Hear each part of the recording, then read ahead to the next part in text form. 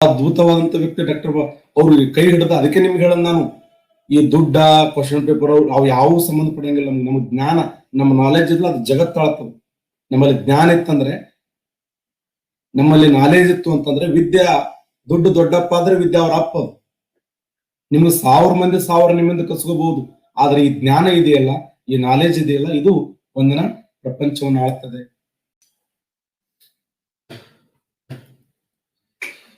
ವ್ಯಕ್ತಿ ಸ್ವಾತಂತ್ರ್ಯದ ಬಹುದೊಡ್ಡ ಚಿಹ್ನೆ. PSI 2009ರಲ್ಲಿ ಕೇಳಿದಂತ ಪ್ರಶ್ನೆ. ವ್ಯಕ್ತಿ ಸ್ವಾತಂತ್ರ್ಯದ ಬಹುದೊಡ್ಡ ಚಿಹ್ನೆ ಯಾವುದು? ಹೇಬಿಯಸ್ ಕಾರ್ಪಸ್, ಮ್ಯಾಂಡಮಸ್, ಸರ್ಸಿರೋರೈ, ಕೋ ವಾರೆಂಟ್.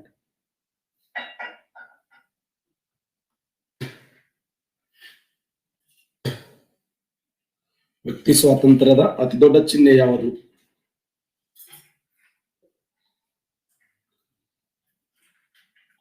Habeas corpus. ನೋಡಿ, ಬಂಧನದ ವಿರುದ್ಧ ಹೊರಡಿಸುವಂತ ರಿಟ್ ಆಗಿದೆ. ಹೇಬಿಯಸ್ ಕಾರ್ಪಸ್ ಅಂದ್ರೇನು? ವ್ಯಕ್ತಿಯ ಬಂಧನದ ವಿರುದ್ಧ ಹೊರಡಿಸುವಂತ ರಿಟ್ ಆಗಿದೆ. ರಿಟ್ಗಳನ್ನ ಯಾವ ದೇಶದ ಸಂವಿಧಾನದಿಂದ ಎರವಲ ಪಡೆಯಲಾಯಿತು ಅಂದ್ರೆ,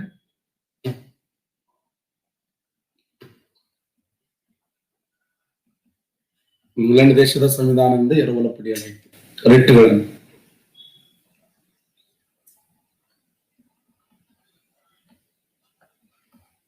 ರಿಟ್ಗಳ ವಿಶೇಷ ಏನು ಅಂತಂದ್ರೆ, ಮೂಲಭೂತ ಹಕ್ಕುಗಳಿಗೆ ತೊಂದರೆ ಆದಾಗ, ಮೂಲಭೂತ ಹಕ್ಕುಗಳಿಗೆ ಚ್ಯುತಿಯಾದಾಗ ಆ ಮೂಲಭೂತ ಹಕ್ಕುಗಳನ್ನು ರಕ್ಷಣೆ ಮಾಡುವಂತ ಸಲುವಾಗಿ ಭಾರತ ಸಂವಿಧಾನದಲ್ಲಿ 32ನೇ ವಿಧಿ, 139ನೇ ವಿಧಿ, 226ನೇ ವಿಧಿಗಳು ರಿಟ್ಗಳ ಬಗ್ಗೆ ತಿಳಿಸುವಂತ ವಿಧಿಗಳಾಗಿವೆ.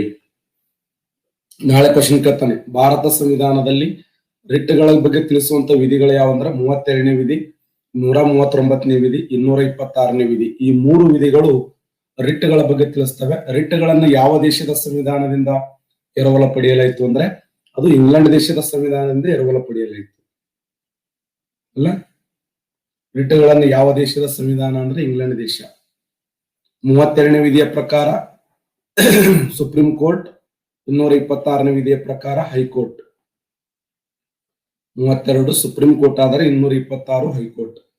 5 ತರದ ರಿಟ್ಗಳನ್ನ 139ನೇ ವಿಧಿಯ ಪ್ರಕಾರ 5 ತರದ ರಿಟ್ಗಳನ್ನ ಹೊರಡಿಸಬಹುದು.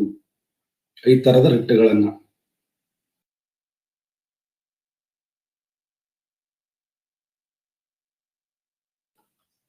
ನೋಡಿ, 32ನೇ ವಿಧಿ, 139ನೇ ವಿಧಿ, 226ನೇ ವಿಧಿ. ಸರ್ಕಾರಿ ಅಧಿಕಾರವನ್ನ ಕಡ್ಡಾಯವಾಗಿ ಮಾಡಲೇಬೇಕು. ಭಾರತ ಸಂವಿಧಾನದ ಯಾವ ವಿಧಿ?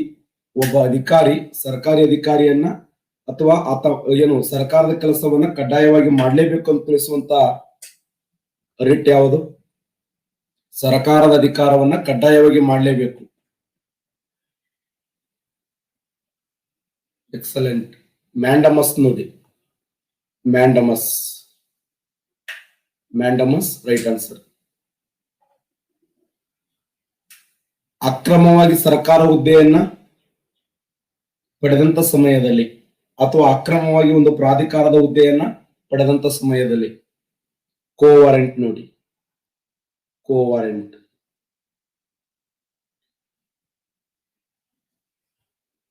ಅಕ್ರಮ ಬಂಧನದ ವಿರುದ್ಧ ಹೊರಡಿಸುವಂತ ರಿಟ್ ಅನ್ನ ಹೇಬಿಯಸ್ ಕಾರ್ಪಸ್. ಬಂಧಿಸಿದ 24 ಗಂಟೆ ಒಳಗಾಗಿ ಸಮೀಪದಲ್ಲಿರುವಂತ ನ್ಯಾಯಾಲಯಕ್ಕೆ ಅಥವಾ ನ್ಯಾಯಾಧೀಶರ ಮುಂದೆ ಹಾಜರುಪಡಿಸಬೇಕು. Habeas corpus.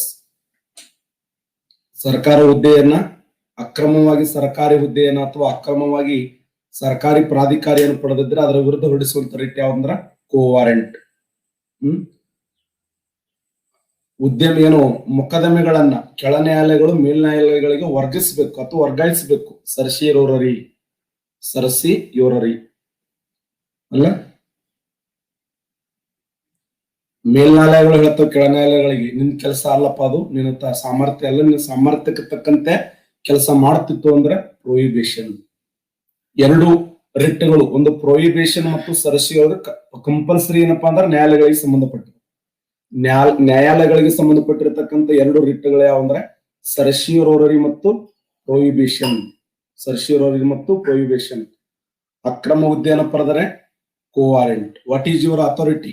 ನಿನ್ನ ಪ್ರಾಧಿಕಾರ ಏನು, ನಿನ್ನ ಅಥಾರಿಟಿ ಏನು? ಭಾರತ ಸಂವಿಧಾನದಲ್ಲಿ ವಾಟ್ ಈಸ್ ಯುವರ್ ಅಥಾರಿಟಿ ಅಂತ ಹೇಳ್ತಾ ಇತ್ತು ಅಂದ್ರ ಅದು ಕೋವಾರೆಂಟ್. ಅಕ್ರಮ ಬಂಧನದ ವಿರುದ್ಧ ಹೊಡಿಸುವಂತ ರಿಟ್ ಯಾವ್ದಂದ್ರ ಹೇಬಿಯಸ್ ಕಾರ್ಪಸ್. ಯಾವುದೇ ಒಬ್ಬ ವ್ಯಕ್ತಿಯನ್ನು ಒಂದು ರೀತಿಯ ಅಪರಾಧಕ್ಕೆ ಒಂದಕ್ಕಿಂತ ಹೆಚ್ಚು ಸಾರಿ ಶಿಕ್ಷಿಸುವಂತಿಲ್ಲ ಎಂಬುದು ಸಂವಿಧಾನದ ಯಾವ ವಿಧಿಯಾಗಿದೆ? ಯಾವುದೇ ಒಬ್ಬ ವ್ಯಕ್ತಿಯನ್ನು ಒಂದು ರೀತಿಯ ಅಪರಾಧಕ್ಕೆ ಒಂದಕ್ಕಿಂತ ಹೆಚ್ಚು ಸಾರಿ ಶಿಕ್ಷಿಸುವಂತಿಲ್ಲ ಎಂಬ ತತ್ವವನ್ನು ಪ್ರತಿಪಾದಿಸುವುದು ಯಾವುದು? ನೋ ಡಬಲ್ ಜಿಯೋಪಾರ್ಡಿ, ಕಠಿಣ ಕಾನೂನುಗಳು, ಒತ್ತಾಯಪೂರ್ವಕವಾದ ಸಾಕ್ಷಿಗಳು, ಮೇಲಿನ ಯಾವುದೂ ಅಲ್ಲ.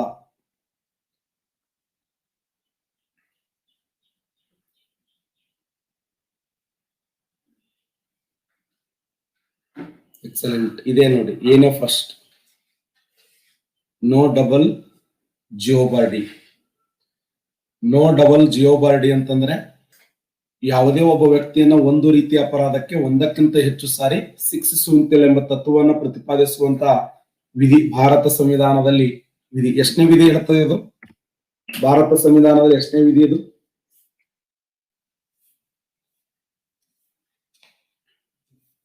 20ನೇ ವಿಧಿ ನೋಡಿ. ನಿದ್ದಿಗಣ್ಣ ಏನ್ರಿ ಹೇಳ್ಕೊತ 22ನೇ ವಿಧಿ ಅಂತ.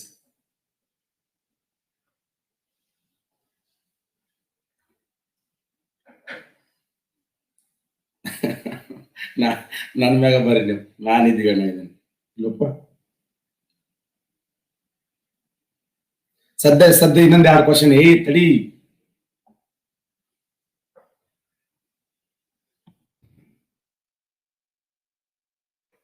ಆಸ್ತಿ ಹಕ್ಕು. ಭಾರತ ಸಂವಿಧಾನದಲ್ಲಿ ಆಸ್ತಿ ಹಕ್ಕು ಇದು ಸಮಾನತೆ ಹಕ್ಕಾಗಿದೆ, ಸ್ವಾತಂತ್ರ್ಯದ ಹಕ್ಕಾಗಿದೆ, ಸ್ವತ್ತು ಹೊಂದುವ ಹಕ್ಕಾಗಿದೆ, ಕಾನೂನು ಹಕ್ಕಾಗಿದೆ.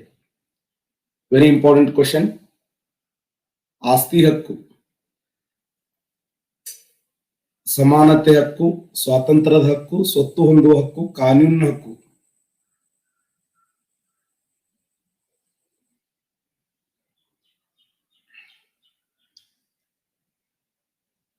ಎಕ್ಸಲೆಂಟ್. ಇದೊಂದು ಕಾನೂನಿನ ಹಕ್ಕಾಗಿದೆ, ನೆನ್ಪಿಡಿ. ಭಾರತ ಸಂವಿಧಾನದಲ್ಲಿ ಆಸ್ತಿ ಹಕ್ಕನ್ನ 300 ಒಂದು ಸಾಮಾನ್ಯ ಹಕ್ಕನ್ನಾಗಿ ಒಗೆಯಲಾಗಿದೆ 300 ಅಲ್ಲ. ಭಾರತ ಸಂವಿಧಾನದ 44ನೇ ತಿದ್ದುಪಡಿ 1978ರಲ್ಲಿ 1978 44ನೇ ತಿದ್ದುಪಡಿಯ ಮೂಲಕ ಆಸ್ತಿ ಹಕ್ಕನ್ನು ರದ್ದುಪಡಿಸಲಾಯಿತು. ಭಾರತ ಸಂವಿಧಾನದ ಯಾವ ವಿಧಿಯಲ್ಲಿ ಆಸ್ತಿ ಹಕ್ಕಿತ್ತಂದ್ರೆ 31ನೇ ವಿಧಿಯಲ್ಲಿ. ವ್ಯಕ್ತಿ ಕೊಟ್ಟಿರತಕ್ಕಂಥ 9 ಸ್ವಾತಂತ್ರ್ಯಗಳಲ್ಲಿ 6 ಸ್ವಾತಂತ್ರ್ಯಗಳಲ್ಲಿ 7 ಸ್ವಾತಂತ್ರ್ಯಗಳಲ್ಲಿ ಅದು ಕೂಡ ಒಂದು. ವಾಕ್ ಮಾಡಿ, ಸಭೆ ಸೇರಿ, ಸಂಘ ಕಟ್ಟಿ, ಸಂಚಾರ ಮಾಡಿ, ವಾಸ ಮಾಡಿ, ಆಸ್ತಿ ಮಾಡಿ, ವ್ಯಾಪಾರ ಮಾಡುವುದು ಅಲ್ಲ. ABCDEF G ಇದನ್ನು ರದ್ದು ಮಾಡಲಾಗಿದೆ ಅಲ್ಲ.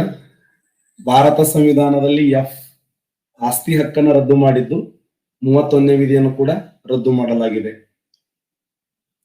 ಮೂಲಭೂತ ಹಕ್ಕುಗಳಲ್ಲಿ ಅದು ಕೂಡ ಒಂದಾಗಿತ್ತು, ಆಸ್ತಿ ಹಕ್ಕನ್ನ. ಈ ಆಸ್ತಿ ಹಕ್ಕನ್ನ ಭಾರತ ಸಂವಿಧಾನದ ಯಾವ ತಿದ್ದುಪಡಿಯ ಮೂಲಕ ಅಂದ್ರೆ 44ನೇ ತಿದ್ದುಪಡಿ 1978ರಲ್ಲಿ ಮೊರಾರ್ಜಿ ದೇಸಾಯಿ ಅವರ ಸರ್ಕಾರ ಏನ್ ಮಾಡಿತ್ತು ಅಂದ್ರೆ ಸಂವಿಧಾನದ 31ನೇ ತಿದ್ದುಪಡಿಯನ್ನ ಈ 44ನೇ ತಿದ್ದುಪಡಿಯ ಮೂಲಕ ಆಸ್ತಿ ಹಕ್ಕನ್ನು ತೆಗೆದು ಹಾಕಲಾಯಿತು. ಭಾರತ ಸಂವಿಧಾನದ ಅತ್ಯಂತ ದೊಡ್ಡದಾಗಿರುವಂತ 2ನೇ ತಿದ್ದುಪಡಿ ಇದು. ಓಕೆ, ನೆಕ್ಸ್ಟ್ ಕ್ವಶನ್ ನೋಡಿ. ಹೆಂಗ್ ಎಷ್ಟು ಚೆನ್ನಾಗಿ ಕೇಳ್ತಾ ನೋಡಿ. PSA ಕ್ವಶನ್ ಇದು. ಮತ್ತೆ 2012 ಹೇಬಿಯಸ್ ಕಾರ್ಪಸ್ ರಿಟ್ ಎಂದರೆ ಅನುರ್ಜಿತ ಆದೇಶ, ಸ್ವಾಭಾವಿಕ ಹಕ್ಕು, ವ್ಯಕ್ತಿಯನ್ನ ನ್ಯಾಯಾಲಯದ ಮುಂದೆ ಹಾಜರುಪಡಿಸುವುದು, ನಾವು ಆಜ್ಞೆ ಮಾಡುವುದು. ಕನ್ನಡದಲ್ಲಿ ಕೊಟ್ಟಿದ್ದ ಅಂತಂದ್ರೆ ಸ್ವಲ್ಪ ಇಂಗ್ಲಿಷ್ ಕಡೆ ನೋಡ್ಕೋಬೇಕು.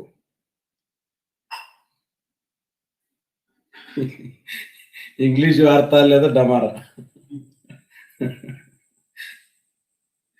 94%. ಎಕ್ಸಲೆಂಟ್. ಸರಿಯಾದಂತ ಉತ್ತರ ವ್ಯಕ್ತಿಯನ್ನು ನ್ಯಾಯಾಲಯದ ಮುಂದೆ ಹಾಜರುಪಡಿಸುವುದು.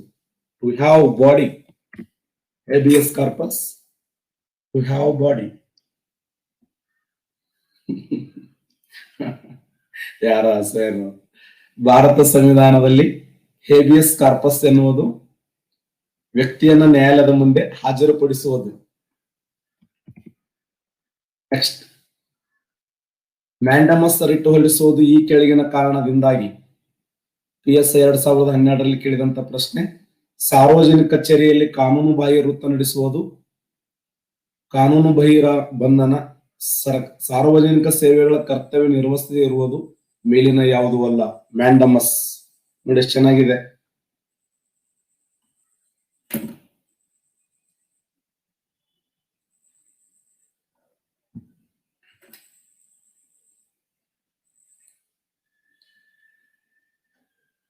ನಾಗಲೇ ಹೇಳಿ ನಿಮ್ಗೆ ಮತ್ತೆ ತಪ್ಪಾಕಿದ್ರಲ್ಲ.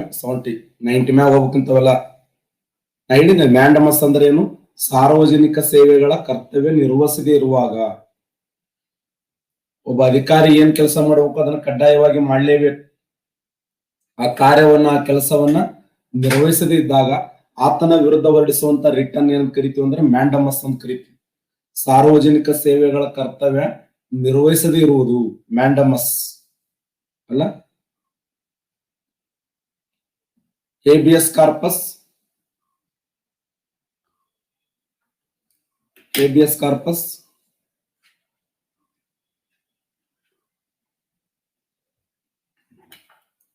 ಬಂಧನದಲ್ಲಿ ಇಲ್ಲಿ ನಿಗಟ್ಟು ಚಣೆ ಐತ್ರಿ. ಸಾರ್ವಜನಿಕ ಕಚೇರಿ ಕಾನೂನು ಬಾಹಿರ ವೃತ್ತಿಯ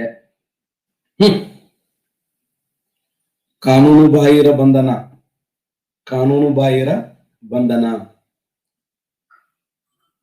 what is your authority? What is your authority? 95%. ಸಾರ್ವಜನಿಕ ಕಚೇರಿಯಲ್ಲಿ ಕಾನೂನು ಬಾಹಿರ ವೃತ್ತ ನಡೆಸುವುದೇ ಇಲ್ಲಿ ಏನಪ್ಪಾ ಅಂದ್ರೆ ಕೋ ವಾರೆಂಟ್. ಸರ್ಕಾರಿ ಹುದ್ದೆಯನ್ನಾಗಲಿ ಸರ್ಕಾರಿ ಪ್ರಾಧಿಕಾರವನ್ನಾಗಲಿ ಅಕ್ರಮವಾಗಿ ಅದನ್ನು ವಶಪಡಿಸಿಕೊಂಡ ಸಮಯದಲ್ಲಿ ಅದರ ವಿರುದ್ಧ ಹೊರಡಿಸುವಂತ ರಿಟರ್ನ್ ಏನಂತ ಕರಿತೀವಿ ಅಂದ್ರೆ ನಾವು ಕೋ ವಾರೆಂಟ್ ಅಂತ ಹೇಳಿ ಕರಿತೀವಿ. ಹೋಗಿರಿ, ಕರೆಕ್ಟ್ ಆನ್ಸರ್. ಅಸ್ಪೃಶ್ಯತೆಯನ್ನು ನಿರ್ಮೂಲನೆ ಮಾಡಿರುವಂತ ಸಂವಿಧಾನದ ವಿಧಿ ಯಾವುದು? ಸಂವಿಧಾನದ 15, 16, 17, 18. ನನ್ನ ಪ್ರಕಾರ ಇದನ್ನ 90 ಮ್ಯಾಗ ಹಾಕ್ತಿರಿ, 95 ಮೇಲೆ.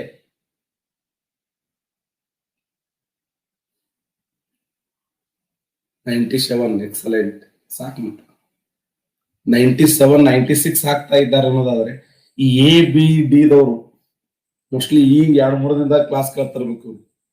ಸರಿಯಾಗಿರುವಂತ ಉತ್ತರ ಭಾರತ ಸಂವಿಧಾನದ 17ನೇ ವಿಧಿ ಏನನ್ನ ಹೇಳ್ತದಂದ್ರೆ ಇದು ಅಸ್ಪೃಶ್ಯತೆಯನ್ನ ನಿರ್ಮೂಲನೆ ಮಾಡಿರುವಂತ ಸಂವಿಧಾನದ ವಿಧಿ ಹೇಳ್ತದೆ. ಭಾರತ ಸಂವಿಧಾನದಲ್ಲಿ 17ನೇ ವಿಧಿ ಅಸ್ಪೃಶ್ಯತೆಯ ನಿರ್ಮೂಲನೆ ಬಗ್ಗೆ ತಿಳಿಸುವಂತ ವಿಧಿಯಾಗಿದೆ. ಕಾನೂನು ಮುಂದೆ ಸಮಾನರು ಎಂಬ ಕಲ್ಪನೆಯ ನಡಾವಳಿಯನ್ನು ಮುಂದಿಟ್ಟವರು ಯಾರು? ಸೈಮನ್ ಆಯೋಗ, ಕ್ಯಾಬಿನೆಟ್ ಆಯೋಗ, ಸ್ವರಾಜ್ಯ ಬಿಲ್ ಯಾವುದೂ ಅಲ್ಲ.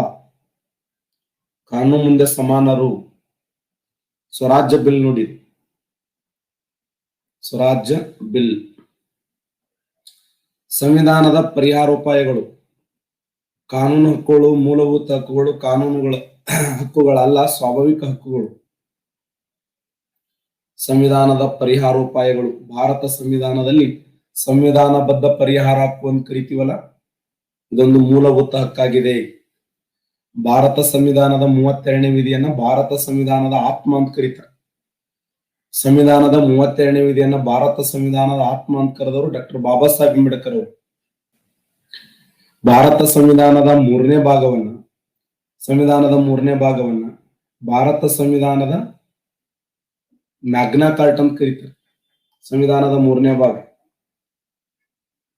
1 ಏನು ಭಾರತ ರಾಜ್ಯಗಳು ಮತ್ತು ಒಕ್ಕೂಟ, ಪೌರತ್ವ ಅಲ್ಲ, 3 ಮೂಲಭೂತ ಹಕ್ಕುಗಳು, ರಾಜ್ಯ ನೀತಿ ನಿರ್ದೇಶಕ ತತ್ವಗಳು, ಮೂಲಭೂತ ಕರ್ತವ್ಯಗಳು, ಕೇಂದ್ರ ಸರ್ಕಾರ, ರಾಜ್ಯ ಸರ್ಕಾರ, ದೇಶೀಯ ಸಂಸ್ಥಾನಗಳು, ಕೇಂದ್ರಾಡಳಿತ ಪ್ರದೇಶಗಳು, ಪಂಚಾಯಿತಿ ವ್ಯವಸ್ಥೆ, ಮತ್ತೆ ಮುನ್ಸಿಪಾಲಿಟಿಗಳು, ಸಹಕಾರ ಸಂಘಗಳು ಅಲ್ಲ. ಭಾರತ ಸಂವಿಧಾನದ 10ನೇ ಭಾಗ ಏನ್ ಹೇಳ್ತದೆ? ಅನುಸೂಚಿತ ಪ್ರದೇಶಗಳು, ಅನುಸೂಚಿತ, ಇದು ಎ ಯಾಕೆ ಸಿ ಬರಂಗಿಲ್ಲ? ಸಿ ಬರಂಗಿಲ್ಲ. ಯಾವ ಡೊಮ್ಮಿನವ? ಇದ್ರದ್ದೇನ್ ಹತ್ತದ, ನಮ್ದೇನ್ ಹತ್ತದ? ಸಂವಿಧಾನದ 10ನೇ ಭಾಗ ಏನ್ ಹೇಳ್ತಂದ್ರ ಅನುಸೂಚಿತ ಪ್ರದೇಶಗಳು. ಅನುಸೂಚಿತ ಪ್ರದೇಶಗಳು ಸುಮ್ಮ ಅನ್ಬಾರ್ದಪ್ಪ ಹಂಗ. ತಲಕಾಡು ಮರಳಾಗಲಿ, ಮಾಲಂಗಿ ಮಡುವಾಗಲಿ, ಮೈಸೂರಿನ ಒಡೆಯರಿಗೆ ಮಕ್ಕಳೆಲ್ಲಾರ್ದಂಗಾಲಿ, ಓದಿದ್ದೆಲ್ಲ ನೆನಪಾರಿ ಹೋಗ್ಲಿ, ಶಾಪ ಬಂದ್ರೆ ಏನ್ ಮಾಡಂಗ? ಎಕ್ಸಾಮ್ ಮಾಡ್ಲಿ, ಹುಚ್ಚುಚ್ಚಾರ ಮಾಡ್ಲಿ ಅಂದ್ರ ಸುಮ್ ಇರ್ಬೇಕಿತ್ತು. ಲ್ಯಾಪ್ಟಾಪ್ ಬಂದಾಗಿ ಹೋಗ್ತದ ಕಡೆ. ಏನ್ ಸಾಮಾನ್ಯ ಎಲ್ಲಿ ಶಾಪ?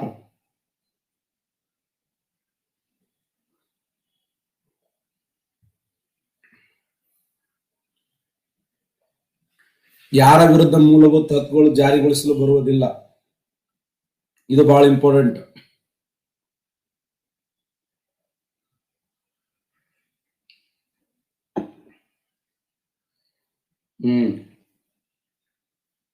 ಖಾಸಗಿ ವ್ಯಕ್ತಿಗಳ ವಿರುದ್ಧ ಹೊಡ್ಸಂಗಿಲ್ಲ ನೋಡಿ. ಈಗ SLC ಫೇಲ್ ಆಗಿ ಅವನ ಚೇರ್ಮನ್ ಆಗಿರ್ತಾನೆ. ಅವ್ರು ಯಾವ್ದೋ ಒಂದು ಶಿಕ್ಷಣ ಸಂಸ್ಥೆಯನ್ನು ಕಟ್ಟಿರ್ತಾರ, ಆ ಶಿಕ್ಷಣ ಸಂಸ್ಥೆ ಅಧ್ಯಕ್ಷ ಆಗ್ತಾನೆ. ಅವಾಗ ನೀವು ಹೋಗಿ ವಾಟ್ ಈಸ್ ಯುವರ್ ಅಥಾರಿಟಿ ಅಂತ ಕೇಳಿದೆ ಅಂದ್ರ ಹೂ ಆರ್ ಯು ಅಂತ ಕೇಳ್ತಾನ. ನಮ್ಮ ಅಪ್ಪನ ಆಸ್ತಿ ಅಪ್ಪ ಇದು, ನಮ್ಮ ತಂದೆ ಆಸ್ತಿಗೆ ನಾ ಬಂದಿನಿ, ನೀವು ವಾಟ್ ಈಸ್ ಯುವರ್ ಅಥಾರಿಟಿ ಅಂತ ಯಾಕೆ ಕೇಳಾಕೈತಿ ಅಂತ. ಖಾಸಗಿ ವ್ಯಕ್ತಿಗಳಿಗೆ ಇದು ಅಪ್ಲೈ ಹಂಗಿಲ್ಲ. ಏನೇ ರಿಟ್ಗಳಾದ್ರೂ ನಾವು ಸರ್ಕಾರಿ ಹುದ್ದೆಗಳಿಗೆ ಮಾತ್ರ ಸಂಬಂಧಪಟ್ಟಿದ್ದು ಹೊರತು ಖಾಸಗಿ ವ್ಯಕ್ತಿಗಳ ವಿರುದ್ಧ ಅಲ್ಲ. ಯಾರ ವಿರುದ್ಧ ಮೂಲಭೂತ ಹಕ್ಕುಗಳನ್ನು ಜಾರಿಗೊಳಿಸಲು ಬರುವುದಿಲ್ಲ ಅಂತಂದ್ರೆ ಖಾಸಗಿ ವ್ಯಕ್ತಿಗಳ ವಿರುದ್ಧ. ಮೂಲಭೂತ ಹಕ್ಕುಗಳನ್ನು ಜಾರಿಗೊಳಿಸುವ ಸಂವಿಧಾನದ ವಿಶೇಷ ಅಧಿಕಾರ ಇರುವುದು. ಯಾರಿಗೆ ವಿಶೇಷವಾದಂತ ಅಧಿಕಾರ ಇದೆ? ರಾಷ್ಟ್ರಪತಿಗಳಿಗೆ, ಸಂಸತ್ತು, ಸರ್ವೋಚ್ಚ ನ್ಯಾಯಾಲಯ, ಮೇಲಿನ ಎಲ್ಲವೂ. 64% ಕರೆಕ್ಟ್ ಆನ್ಸರ್. ಸರಿಯಾದಂತ ಉತ್ತರ ಸರ್ವೋಚ್ಚ ನ್ಯಾಯಾಲಯ ನೋಡಿ. ಸರ್ವೋಚ್ಚ ನ್ಯಾಯಾಲಯ, ಸುಪ್ರೀಂ ಕೋರ್ಟ್. ಮೂಲಭೂತ ಹಕ್ಕುಗಳನ್ನು ಜಾರಿಗೊಳಿಸಲು ಸಂವಿಧಾನದ ವಿಶೇಷ ಅಧಿಕಾರ ನೀಡಿರುವುದು ಸರ್ವೋಚ್ಚ ನ್ಯಾಯಾಲಯಕ್ಕೆ ಮಾತ್ರ. ನಿನ್ನೆ ಭಾರತ ಸಂವಿಧಾನದ ವಿಚಾರವನ್ನು ಡಿಸ್ಕಸ್ ಮಾಡ್ತಾ ಇದ್ದೆವು. ಭಾರತ ಸಂವಿಧಾನದ ಬೆಳವಣಿಗೆಯಲ್ಲಿ 1773ರ ರೆಗ್ಯುಲೇಟಿಂಗ್ ಆಕ್ಟ್ ಬಗ್ಗೆ ಡಿಸ್ಕಸ್ ಮಾಡಿದ್ದೆವು. ಭಾರತ ಸಂವಿಧಾನದ ಬೆಳವಣಿಗೆಯಲ್ಲಿ 1813ರ ಚಾರ್ಟರ್ ಕಾಯ್ದೆ, 1833ರ ಚಾರ್ಟರ್ ಕಾಯ್ದೆ, 1858ರ ಭಾರತದ ಸರ್ಕಾರ ಕಾಯ್ದೆ ಅಥವಾ ರಾಣಿಯ ಘೋಷಣೆ, 1909ರ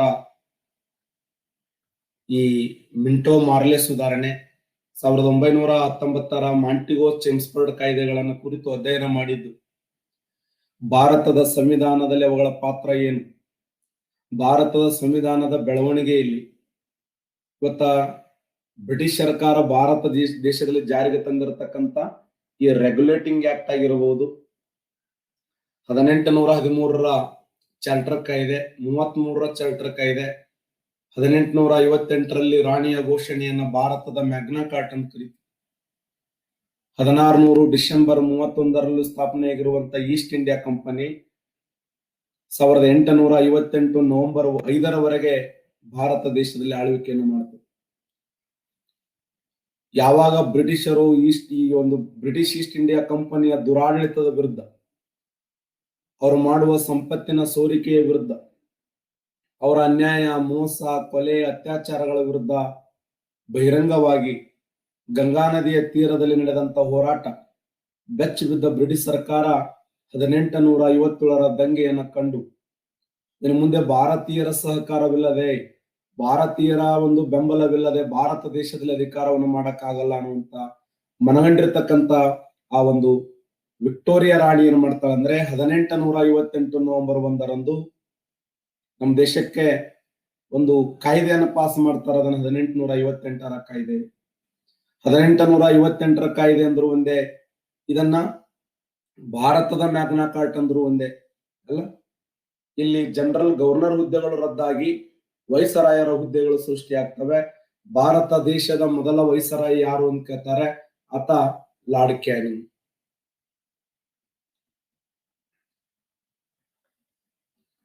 ಲಾರ್ಡ್ ಕ್ಯಾನಿಂಗನಿಗೆ ಒಂದು ಕಾರ್ಯದರ್ಶಿ ಹುದ್ದೆ ಸೃಷ್ಟಿಯಾಗ್ತದೆ. ಅವನಿಗೆ ಸಹಾಯ ಮಾಡುವಂತ ಉದ್ದೇಶಕ್ಕಾಗಿ ಒಂದು ಕಾರ್ಯದರ್ಶಿ ಹುದ್ದೆ. ಹಾಗಾದ್ರೆ 1858ರಲ್ಲಿ ಸೃಷ್ಟಿಯಾಗಿರುವಂತ ಭಾರತ ದೇಶದ ಮೊದಲ ಕಾರ್ಯದರ್ಶಿ ಹುದ್ದೆ ಯಾವುದು ಅಂತ ಕೇಳಿದಾಗ ವೆರಿ ಇಂಪಾರ್ಟೆಂಟ್, ಆ ಹುದ್ದೆ ಲಾರ್ಡ್ ಕ್ಯಾನಿಂಗನ ಜೊತೆಯಲ್ಲಿ ಯಾರಿಗೆ ಅವಕಾಶವನ್ನು ಕೊಡಲಾಯಿತು ಅಂತ ಕೇಳಿದಾಗ ಯಾರು? ಭಾರತದ ಮೊದಲ ಕಾರ್ಯದರ್ಶಿ. ಎಕ್ಸಲೆಂಟ್. ಸ್ಟ್ಯಾನ್ಲಿ ನೋಡಿ, ಲಾರ್ಡ್ ಸ್ಟ್ಯಾನ್ಲಿ.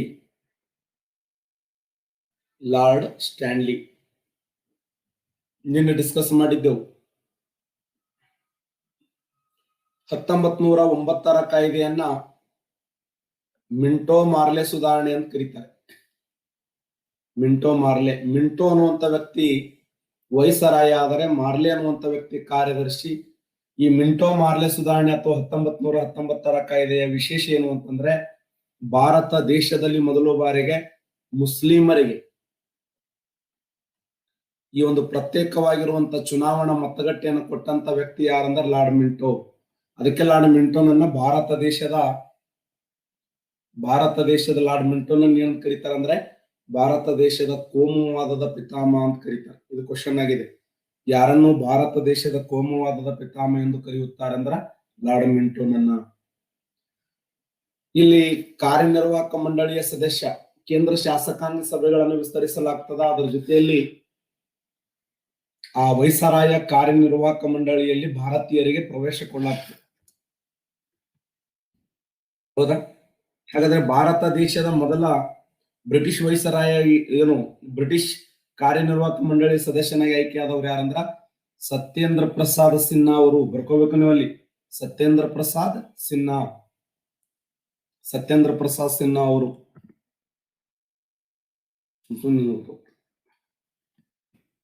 1919ರ ಕಾಯ್ದೆಯನ್ನ ಮಾಂಟಿಗೋ ಚೆಮ್ಸ್ಫರ್ಡ್ ಕಾಯ್ದೆ ಅಂತ ಕರೀತೀವಿ.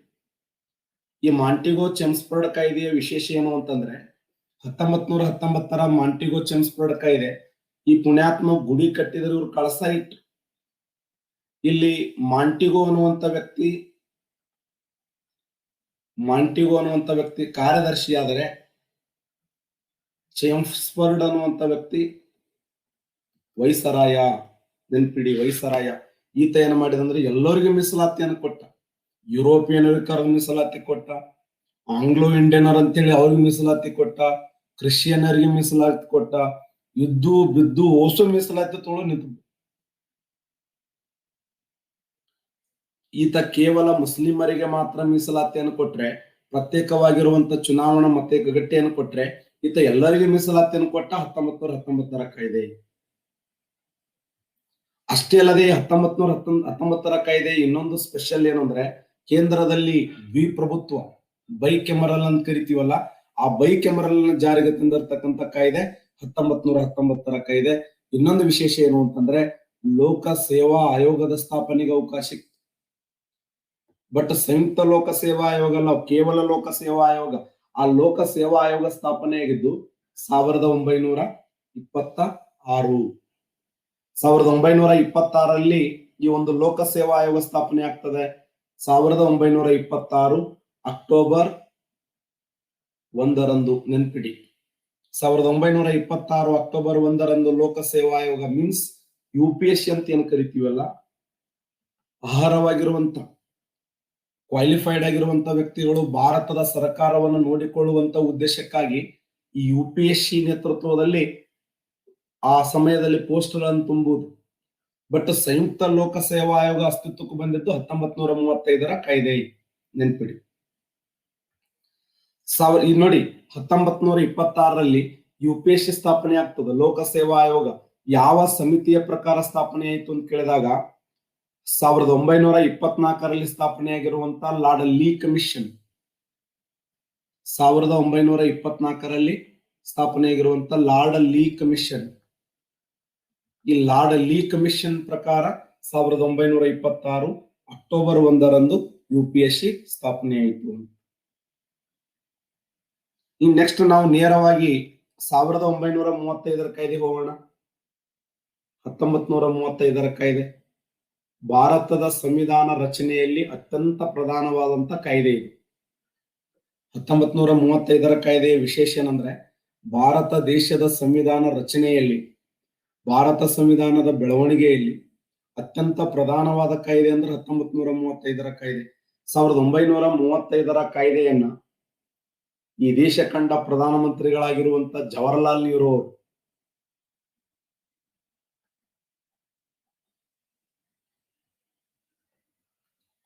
ಒಂದು ಮಾತನ್ನ ಹೇಳ್ತಾರೆ. ಯಾಕದು ಗೊಂಬೆ ಚಿತ್ರ ಯಾಕದು? ಜವಾಹರ್ಲಾಲ್ ನೆಹರು ಅವರು ಹೇಳಿದಂತ ಮಾತೇನು ಅಂತಂದ್ರೆ, ಈ 1935 ಕಾಯ್ದೆಯನ್ನ ಹೊಸ ದಾಸತ್ವದ ಸಂವಿಧಾನ, ಗುಲಾಮಗಿರಿಯ ಸಂಕೇತ, ಇದೊಂದು ಹೊಸ ಸಂವಿಧಾನದ ಒಂದೇನು ದಾಸತ್ವದ ಸಂವಿಧಾನ ಅನ್ನುವಂತ ಮಾತನ್ನ ಹೇಳಿದವರು ಯಾರು ಅಂದ್ರೆ 1935 ಜವಾಹರ್ಲಾಲ್ ನೆಹರು ಅವರ ಈ 1935 ಕಾಯ್ದೆ. ಆದರೆ ಬಲಿಷ್ಠವಾಗಿರುವಂತ ಎಂಜಿನ್ ಇದೆ, ಬಟ್ ಬ್ರೆಕ್ಗಳಿಲ್ಲ ಅನ್ನುವಂತ ಮಾತನ್ನು ಹೇಳಿದಂತ ವ್ಯಕ್ತಿ. ದಾಸತ್ವದ ಹೊಸ ಸನ್ನದು ಬರ್ಕೋಬೇಕು. ದಾಸತ್ವದ ಹೊಸ ಸನ್ನದು, ದಾಸತ್ವದ ಹೊಸ ಸನ್ನದು ಅನ್ನುವಂತ ಮಾತನ್ನ ಹೇಳಿದವರು ಯಾರು ಅಂತಂದ್ರೆ ಅದು ಜವಾಹರ್ಲಾಲ್ ನೆಹರು. 1935 ಕಾಯ್ದೆ, 1935 ಕಾಯ್ದೆಯನ್ನ ದಾಸತ್ವದ ಹೊಸ ಸನ್ನದು. ಆ ಸಮಯದಲ್ಲಿ ಹಂಗೆ ಕಾಣಿತ್ತದು, ಯಾಕಂದ್ರೆ ಅವ್ರು ಜಾರಿಗೆ ತಂದಿರತಕ್ಕಂತ ನೀತಿಗಳು ಭಾರತಕ್ಕೆ ಸ್ವತಂತ್ರನೇ ಕೊಡಂಗಿಲ್ಲಲ್ರಿ ಅಂತ ಆ ಮಾತನ್ನ ಅವರು ಹೇಳಿದರು. ಹಾಗಾದ್ರೆ 1935 ಕಾಯ್ದೆಯ ವಿಶೇಷಗಳೇನು? ಮೊಟ್ಟ ಮೊದಲು ಬಾರಿಗೆ ಕೇಂದ್ರ ಸರ್ಕಾರಕ್ಕಿಂತ ಪ್ರಾಂತ್ಯಗಳಿಗೆ ಹೆಚ್ಚಿನ ಜವಾಬ್ದಾರಿ ಸಿಗ್ತದೆ. ಪ್ರಾಂತ್ಯಗಳಿಗೆ ಹೆಚ್ಚಿನ ಜವಾಬ್ದಾರಿ, ಪ್ರಾಂತ್ಯಗಳಲ್ಲಿ ಪೂರ್ಣ ಜವಾಬ್ದಾರಿತವಾದ ಸರ್ಕಾರ ರಚನೆಗೆ ಅವಕಾಶ ಇರ್ತದೆ. ಪ್ರಾಂತ್ಯಗಳಲ್ಲಿ ಪೂರ್ಣ ಜವಾಬ್ದಾರಿತವಾದಂತ ಸರ್ಕಾರ.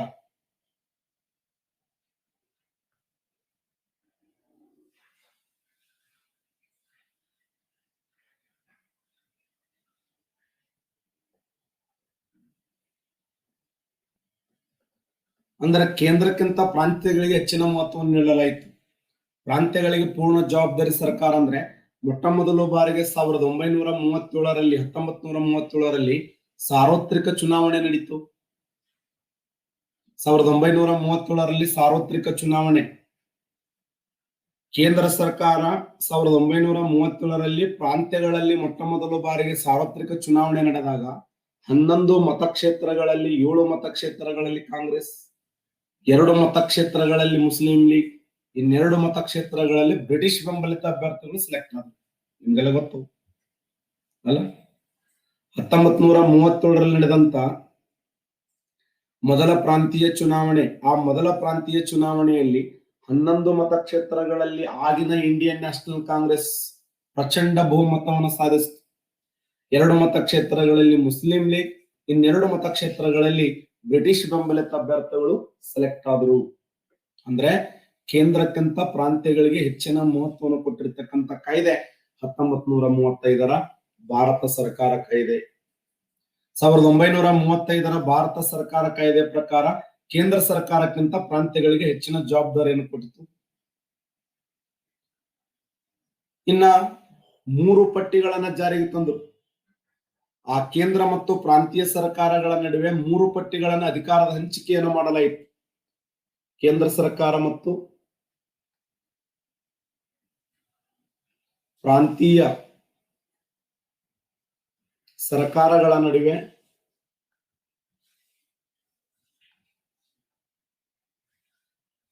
ಎಷ್ಟು ಪಟ್ಟಿಗಳು ಅಂದ್ರೆ 3 ಪಟ್ಟಿಗಳು. ಆ 3 ಪಟ್ಟಿಗಳು ಯಾವಂತಂದ್ರೆ, ಒಂದು ಸಂಯುಕ್ತ ಪಟ್ಟಿ,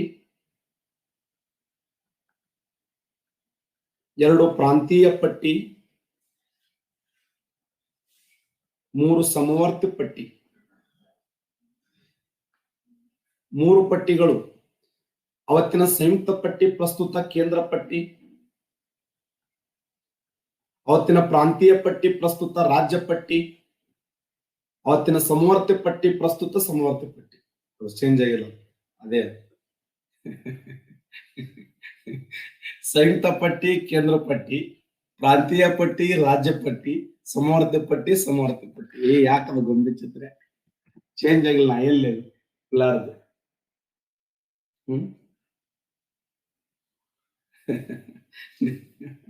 ಅಸಹ್ಯ ಯಾರು ಬಡದಾಡಿ ಏನು ಬರ್ಕೊತಿರ್ತಾರಲ್ಲ ಅವ್ರು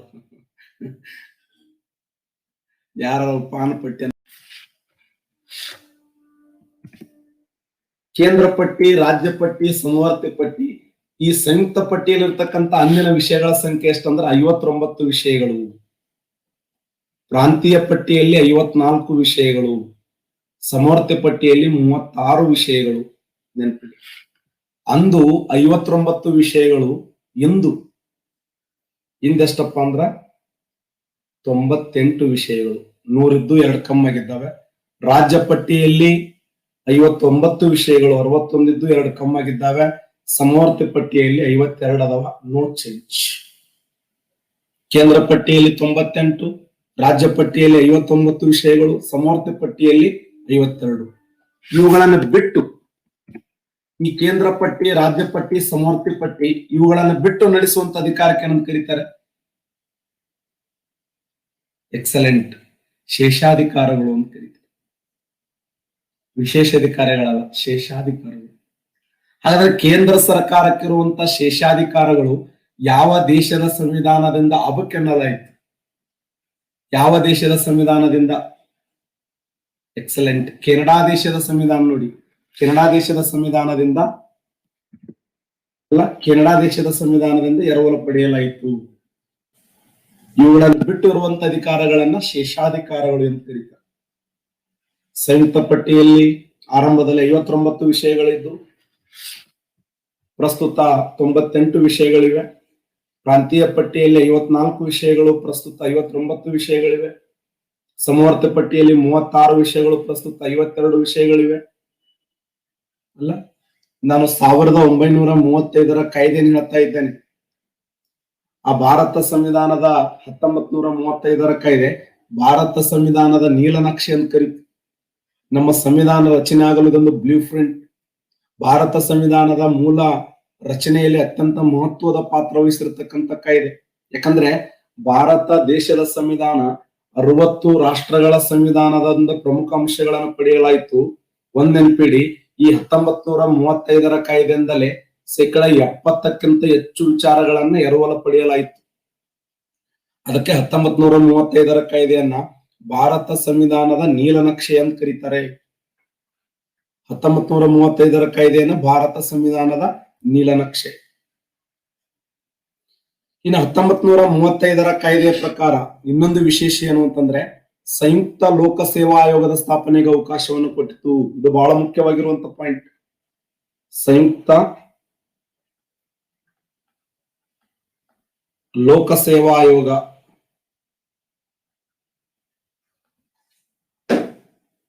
ಸಂಯುಕ್ತ ಲೋಕ ಸೇವಾ ಆಯೋಗ ಅಂದ್ರೆ 315ನೇ ವಿಧಿ, ಭಾರತ ಸಂವಿಧಾನದ 315ನೇ ವಿಧಿ UPSC ಬಗ್ಗೆ ಹೇಳುತ್ತೆ. ಅದರ ಒಂದು ನೇತೃತ್ವದಲ್ಲಿ 315ನೇ ವಿಧಿ KPSC ಬಗ್ಗೆ ಹೇಳುತ್ತೆ. ಇವತ್ತೇನು ನಾಳೆ ನೀವು 28ನೇ ತಾರೀಕಿಗೆ ಎಕ್ಸಾಮ್ ಬರೆಯಲಿದ್ದೀರಿಲ್ಲ, ಆ 28ನೇ ತಾರೀಕು ಎಕ್ಸಾಮ್ FD ಎಕ್ಸಾಮ್ಗಳು ಯಾವುದರ ನೇತೃತ್ವದಲ್ಲಿ ಅಂದ್ರೆ KPSC. ಕೇಂದ್ರದಲ್ಲಿ UPSC ಹಾಗೂ ರಾಜ್ಯದಲ್ಲಿ KPSC. ಆ UPSC ಮತ್ತು KPSCಗಳು ಯಾವ ಕಾಯ್ದೆ ಪ್ರಕಾರ ಅಂದ್ರೆ 1935 ಕಾಯ್ದೆ ಪ್ರಕಾರ. 1935 ಆ ಒಂದು ಕಾಯ್ದೆ ಪ್ರಕಾರ ಸಂಯುಕ್ತ ಲೋಕ ಸೇವಾ ಆಯೋಗದ ಸ್ಥಾಪನೆಗೆ ಅವಕಾಶ ಇತ್ತು. ಹಿಂಗೇ ಕೇಳ್ತಾನೆ ಕ್ವಶನ್, ಇದೇ ತರ ಬರ್ತದ ಪ್ರಶ್ನೆ. ಏನ್ ಕೇಳ್ತಾನಂದ್ರೆ, ಸಂಯುಕ್ತ ಲೋಕ ಸೇವಾ ಆಯೋಗ ಯಾವ ಕಾಯ್ದೆಯ ಪ್ರಕಾರ ಸ್ಥಾಪನೆ ಆಯಿತು ಅಂದ್ರೆ 1935 ಭಾರತ ಸರ್ಕಾರ ಕಾಯ್ದೆ ಪ್ರಕಾರ. ಮತ್ತೆ ಈ ಕಾಯ್ದೆ ಇನ್ನೊಂದು ಸ್ಪೆಷಲ್ ಏನು ಅಂತಂದ್ರ, ಕೇಂದ್ರದಲ್ಲಿ ದ್ವಿಸದನ ಶಾಸಕಾಂಗವನ್ನ ರಚಿಸಲು ಅವಕಾಶ ಕಲ್ಪಿಸಿತು. ಕೇಂದ್ರದಲ್ಲಿ ದ್ವಿಸದನ ಶಾಸಕಾಂಗ ರಚನೆಗೆ ಅವಕಾಶ. ಕೇಂದ್ರದಲ್ಲಿ ದ್ವಿಸದನ ಶಾಸಕಾಂಗದ ರಚನೆಗೆ ಅವಕಾಶ. ಇಲ್ಲಿ ಶಾಸಕಾಂಗದ ಕೆಳಮನೆ ಅಂತೇಳಿ ಒಂದು ಹುದ್ದೆ, ಶಾಸಕಾಂಗದ ಕೆಳಮನೆ, ಶಾಸಕಾಂಗದ ಮೇಲ್ಮನೆ. ಶಾಸಕಾಂಗದ ಮೇಲ್ಮನೆ. ಬರ್ಕೋಬೇಕಿದು, ಇದು ಕ್ವಶನ್ ಆಗಿದೆ. ಶಾಸಕಾಂಗದ ಕೆಳಮನೆಯನ್ನ federal assembly. Federal assembly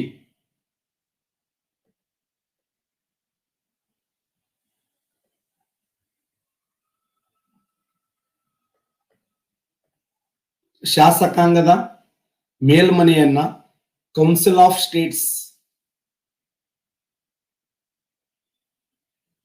council of States.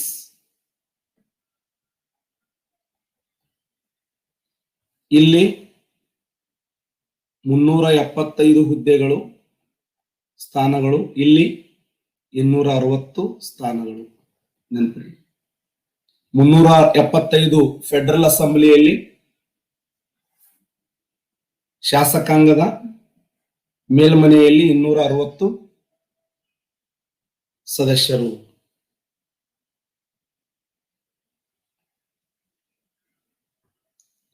ಲೋಕಸಭೆ, ರಾಜ್ಯಸಭೆ ಅಂದಂಗೆ. ಲೋಕಸಭೆ ಮತ್ತು ರಾಜ್ಯಸಭೆ. ಶಾಸಕಾಂಗದ ಕೆಳಮನೆ ಮತ್ತು ಶಾಸಕಾಂಗದ ಮೇಲ್ಮನೆ federal assembly, council of states. ಇವನ್ ಸ್ವಲ್ಪ ನೀವು ಕಲೀಲೇಬೇಕು ಕಡ್ಡಾಯ. ಯಾಕಂದ್ರೆ ಇವು ನಿಮ್ಗೆ ಬಹಳ ತ್ರಾಸ ಅನಿಸ್ತದ, ಗೊತ್ತಾಗ್ತದೆ. ಏನು ಫೆಡರಲ್ ಅಸೆಂಬ್ಲಿನೋ, ಏನೋ ಸ್ಟೇಟ್ ಆಫ್ ಕೌನ್ಸಿಲ್, ಇವು ನಮ್ ಜೀವನದಾಗ ಬಹಳ ಅಂತ ಅನಿಸ್ತದೆ. ಆದ್ರೆ ಕ್ವಶನ್ ಕೇಳ್ತಾನೆ ಇರ್ಲಿ, ಸಮಾಧಾನ ಆಗಿ 2-3 ಸರಿ ಎಫ್ಡಿ ಕ್ವಶನ್ ಕೇಳಿ ಮತ್ತೆ ಕೇಳ್ತಾನೆ ಇದನ್ನ. ಯಾಕಂದ್ರೆ ನಮ್ಗೆ ಒಂದೊಂದು ಮಾರ್ಕ್ಸ್ ಕೂಡ ಬಹಳ ಮುಖ್ಯ ಅನಿಸ್ತದ. ನನ್ ಮಾತು ಕರೆಕ್ಟ್ ಸುಳ್ಳು ಹೇಳಿ ಸೋಮ್ ಇರ್ಲಿ ಅಂತ ಕಲಿಯಾಕಿದ್ದೀರಿ ನೀವು. ಇರ್ಲಪ್ಪ, ಏನ್ ಮಾಡೋದೇ ಅಲ್ಲ. ಈ 1900 ನೋಡಲ್ಲಿ ಹೆಂಗ್ ಕೈ ಹೆಂಗ ಕೊಡ್ತಾರ ನೋಡಿ, ಬಿಸಿ ಊಟದ ಬಳಗ. 1935 ಕಾಯ್ದೆಯ ಪ್ರಕಾರ 1935 April 1 reserve bank of India ಸ್ಥಾಪನೆ ಇತ್ತು, RBI. ಈ RBI ಸ್ಥಾಪನೆ ಆಗಿದ್ದು 1935 ಕಾಯ್ದೆ. ಯಾಕಂದ್ರೆ ಬ್ರಿಟಿಷ್ ಸರ್ಕಾರಕ್ಕೆ ಆಡಳಿತ ಮಾಡುವಂತ ಉದ್ದೇಶಕ್ಕಾಗಿ, ಅಪಾರ ಪ್ರಮಾಣದಲ್ಲಿ ದುಡ್ಡನ್ನ ಟರ್ನ್ ಓವರ್ನ ಮಾಡುವಂತ ಉದ್ದೇಶಕ್ಕಾಗಿ 1935 ರಿಸರ್ವ್ ಬ್ಯಾಂಕ್ ಆಫ್ ಇಂಡಿಯಾ ಸ್ಥಾಪನೆ ಆಯಿತು. ಭಾರತದಲ್ಲಿ ಕರೆನ್ಸಿ ವಹಿವಾಟವನ್ನ ನಿರ್ವಹಿಸುವಂತ ಉದ್ದೇಶಕ್ಕಾಗಿ reserve bank of India 1935 April 1 RBI ಸ್ಥಾಪನೆಗೆ ಅವಕಾಶವನ್ನ ಕೊಟ್ಟಿದ್ದು ವಿಶೇಷ. ರಿಸರ್ವ್ ಬ್ಯಾಂಕ್ ಆಫ್ ಇಂಡಿಯಾ ಸ್ಥಾಪನೆಗೆ ಅವಕಾಶವನ್ನು ಕೊಡ್ತದೆ. ಇದು 1935 ಕಾಯ್ದೆಯ ವಿಶೇಷತೆಗಳು. ನೋಡಿ, ಜವಾಹರ್ಲಾಲ್ ನೆಹರು ಅವರು 1935 ಕಾಯ್ದೆಯನ್ನ ದಾಸತ್ವದ ಹೊಸ ಸನ್ನದು ಅಂತ ಕರೆದ್ರು. ಅಲ್ಲ, ಕೇಂದ್ರ ಸರ್ಕಾರಕ್ಕಿಂತಲೂ ಪ್ರಾಂತೀಯ ಸರ್ಕಾರಕ್ಕೆ ಹೆಚ್ಚಿನ ಮಹತ್ವವನ್ನು ನೀಡಲಾಯಿತು. ಪ್ರಾಂತ್ಯಗಳಿಗೆ ಪೂರ್ಣ ಜವಾಬ್ದಾರಿಯನ್ನು ಕೊಟ್ಟು 1937 ಸಾರ್ವತ್ರಿಕ ಚುನಾವಣೆ ನಡೀತದೆ. 11 ಮತಕ್ಷೇತ್ರಗಳಲ್ಲಿ 7 ಮತಕ್ಷೇತ್ರಗಳಲ್ಲಿ ಇಂಡಿಯನ್ ನ್ಯಾಷನಲ್ ಕಾಂಗ್ರೆಸ್ ಜಯವನ್ನು ಪಡೆದರೆ, 2 ಮತಕ್ಷೇತ್ರಗಳಲ್ಲಿ ಮುಸ್ಲಿಂ ಲೀಗ್, 2 ಮತಕ್ಷೇತ್ರಗಳಲ್ಲಿ ಬ್ರಿಟಿಷ್ ಬೆಂಬಲಿತ ಅಭ್ಯರ್ಥಿಗಳು ಸೆಲೆಕ್ಟ್ ಆಗ್ತಾರೆ. ಸಂಯುಕ್ತ ಲೋಕ ಸೇವಾ ಆಯೋಗದ ಸ್ಥಾಪನೆಗೆ ಅವಕಾಶ ಸಿಕ್ತು. 3 ಪಟ್ಟಿಗಳು ಜಾರಿಗೆ ಬಂದು ಕೇಂದ್ರ ಮತ್ತು ಪ್ರಾಂತೀಯ ಸರ್ಕಾರಗಳ ನಡುವಿನ ಅಧಿಕಾರದ ಹಂಚಿಕೆ ಮಾಡುವಂತ ಉದ್ದೇಶಕ್ಕಾಗಿ ಸಂಯುಕ್ತ ಪಟ್ಟಿ, ಪ್ರಾಂತೀಯ ಪಟ್ಟಿ, ಸಮವರ್ತಿ ಪಟ್ಟಿ ಅಂತ 59 ಬದಲಾಗಿ 98, ಪ್ರಾಂತೀಯ ಪಟ್ಟಿಯಲ್ಲಿ 54 ವಿಷಯಗಳ ಬದಲಾಗಿ 59, ಸಮವರ್ತಿ ಪಟ್ಟಿಯಲ್ಲಿ 36 ವಿಷಯಗಳ ಬದಲಾಗಿ ಪ್ರೆಸೆಂಟ್ 52 ವಿಷಯಗಳನ್ನ ನಾವು ಕಾಣ್ತೀವಿ. ಇಂಥ ನಮ್ಮ ಭಾರತ ದೇಶದ ಸಂವಿಧಾನಕ್ಕೆ ಇವತ್ತ ಸಂವಿಧಾನ ಬೇಕು ಅಂತ ಮೊದಲ ಬಾರಿಗೆ ವಾದ ಮಾಡಿದವರು. ನಾಳೆ ಕ್ವಶನ್ ಕೇಳ್ತೀನಿ. ಭಾರತಕ್ಕೆ ಸಂವಿಧಾನ ಬೇಕು ಎಂದು ಮೊಟ್ಟ ಮೊದಲ ಬಾರಿಗೆ ವಾದ ಮಾಡಿದವರು ಯಾರು ಅಂತ ಕೇಳ್ತಾನೆ. 1934. ಯಾಕಂದ್ರೆ 1934ಕ್ಕಿಂತ ಮುಂಚೆನೆ ಭಾರತ ದೇಶದಲ್ಲಿ ಒಂದು ಸಂವಿಧಾನದ ಕರಡು ರಚನೆ ಆಗಿತ್ತು. ನಿಮ್ಗೆಲ್ಲ ಗೊತ್ತು ಅಲ್ಲ? ಯಾರದ ರಚನೆ ಮಾಡಿದವರು? ನೆಹರು. ಯಾವ ನೆಹರು? ಮೋತಿಲಾಲ್ ನೆಹರು. ಜವಾಹರ್ಲಾಲ್ ನೆಹರು ಅಲ್ಲ, ಮೋತಿಲಾಲ್ ನೆಹರು ಅವರು. 1927 ಸೈಮನ್ ಆಯೋಗ ಭಾರತ ದೇಶಕ್ಕೆ ಬಂದಾಗ ಸೈಮನ್ ಆಯೋಗದ ವಿರುದ್ಧ ನಾವು ಹೋರಾಟವನ್ನು ಮಾಡ್ತೀವಿ. ಆ ಸಮಯದಲ್ಲಿ ಲಾಲಾ ಲಜಪತ್ ರಾಯ್ ಅವರು ನಮ್ಮನ್ನು ಅಗಲ್ತಾರೆ. ಆ ಲಾಲಾ ಲಜಪತ್ ರಾಯ್ ಅವರು ನಮ್ಮನ್ನು ಅಗಲುವಂತ ಸಮಯದಲ್ಲಿ ದೆಹಲಿಯಲ್ಲಿ ಒಂದು ಸುದ್ದಿಗೋಷ್ಠಿಯನ್ನ ಹೊರಡಿಸ್ತಾರ ಅವರು. ಸೈಮನ್ ಯಾಕಂದ್ರೆ ಸೈಮನ್ ಅವರು ಭಾರತ ದೇಶವನ್ನು ಬಿಟ್ಟು ಹೋಗ್ತಾರೆ. ಜಾನ್ ಸೈಮನ್ ಅವರು ಭಾರತ ದೇಶವನ್ನು ಬಿಟ್ಟು ಹೋಗುವಾಗ ಆತನ ಕಾರ್ಯದರ್ಶಿ ಒಂದು ಮಾತು ಹೇಳ್ತಾನೆ. ಯಾರ ಆತನ ಕಾರ್ಯದರ್ಶಿ? ಏ ಭಾರತೀಯರೇ, ನಿಮಗೆ ನಿಜವಾದ ತಾಕತ್ತಿದ್ರೆ, ಎಸ್ ವೆರಿ ಗುಡ್, ಬಾರ್ಕನ್ ಅನ್ನುವಂತ ವ್ಯಕ್ತಿ, ಬಾರ್ಕನ್ ಹೆಡ್ ಅನ್ನುವಂತ ವ್ಯಕ್ತಿ ಏನ್ ಹೇಳ್ತಾನಂದ್ರೆ, ನಿಮಗ್ ತಾಕತ್ತಿದ್ರೆ, ನಿಮಗ್ ದಮ್ ಇದ್ರೆ ಭಾರತದ ಸಂವಿಧಾನದ ಒಂದು ಕರಡನ್ನು ರಚನೆ ಮಾಡಿರಿಂದಾಗ ಮೋತಿಲಾಲ್ ನೆಹರು ತಲೆ ಚಟ್ ಅಂದ್ಬಿಡುತ್ತೆ. ಯಾವ ಲೇನಿ ಅಂದ್ರು, ನಮಗ್ ದಮ್ ಇಲ್ಲ, ಬರಿತೀವಿ ಅಂತೇಳಿ ಬರದೇ ಬಿಟ್ರು.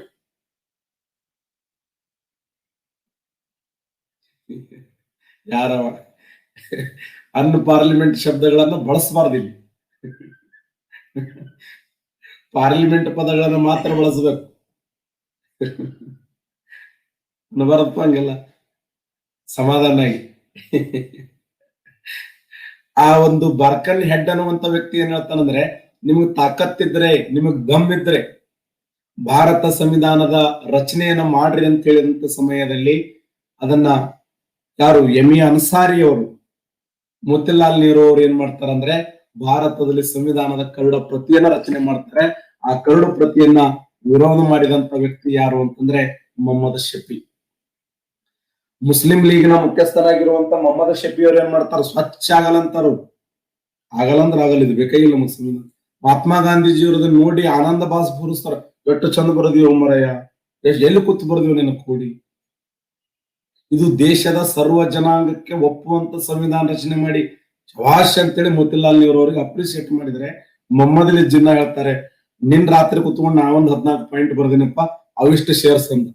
ಮೊಹಮ್ಮದ್ ಅಲಿ ಜಿನ್ನಾ, ನಿನ್ ರಾತ್ರಿ ಕುತ್ಕೊಂಡು ಬೆಳತನ ಕುತ್ಕೊಂಡು ನಾವೊಂದು 14 ಪಾಯಿಂಟ್ ಸೇರಿಸಿನಿ, ನನಗೂ ಇದು ಇಷ್ಟ ಆಗ್ಯದ, ನನ್ನೊಂದು 14 ಪಾಯಿಂಟ್ ಸೇರಿಸ್ಬಿಡು, ಇದನ್ನ ಜಾರಿಗೆ ತರೋಣ. ಮೊಹಮ್ಮದ್ ಅಲಿ ಜಿನ್ನಾನ ಪಾಯಿಂಟ್ಗಳು ಮೋತಿಲಾಲ್ ನೆಹರು ಪಾಯಿಂಟ್ಗಳು ಒಂದಕ್ಕೊಂದು ಸಂಬಂಧ ಇಲ್ಲ, ಸೋತಿರಲಿಲ್ಲ.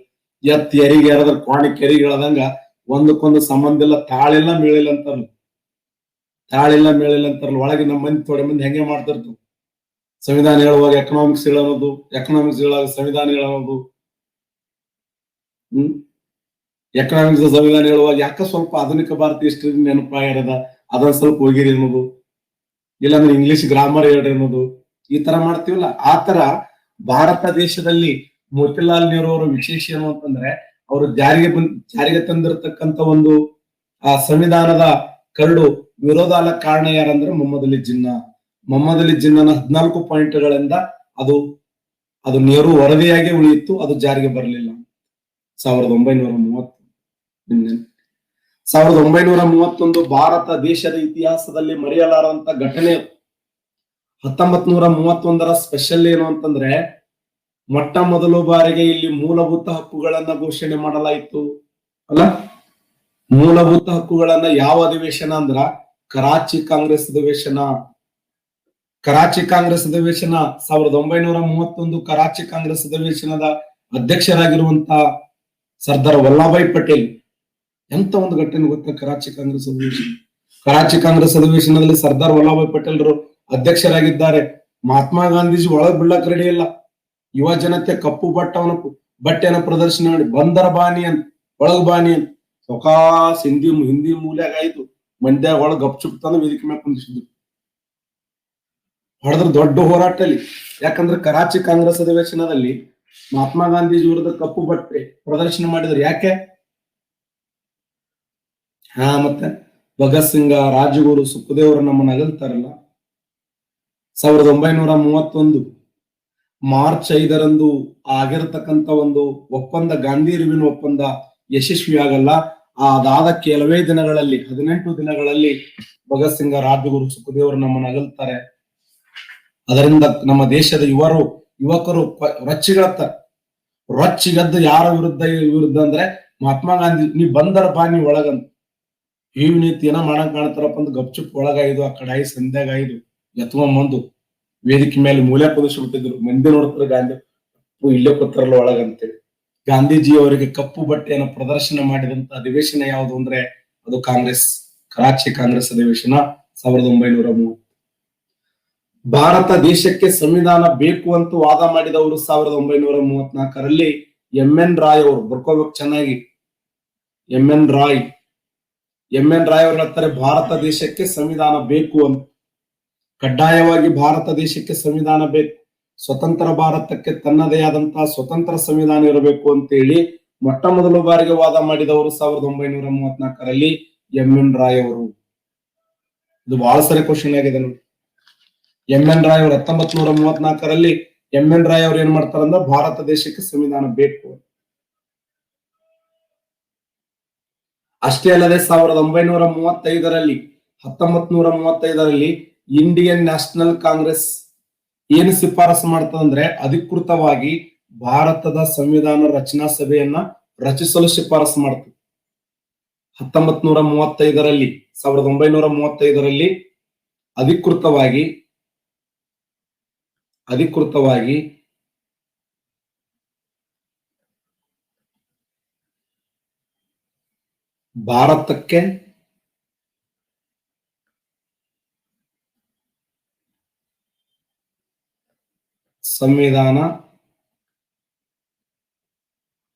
ಭಾರತಕ್ಕೆ ಸಂವಿಧಾನ ರಚನಾ ಸಭೆ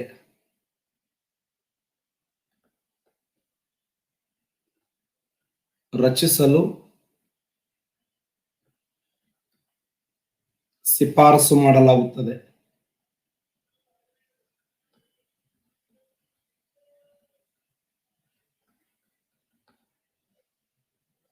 ಇಂಡಿಯನ್ ನ್ಯಾಷನಲ್ ಕಾಂಗ್ರೆಸ್, ಭಾರತದ ರಾಷ್ಟ್ರೀಯ ಕಾಂಗ್ರೆಸ್ 1935ರಲ್ಲಿ ಅಧಿಕೃತವಾಗಿ ಭಾರತಕ್ಕೆ ಸಂವಿಧಾನದ ರಚನಾ ಸಭೆ ರಚಿಸಲು ಶಿಫಾರಸನ್ನು ಮಾಡಲಾಗ್ತದ. ಇದು ಬಹಳ ಫೇಮಸ್ ಕ್ವಶನ್.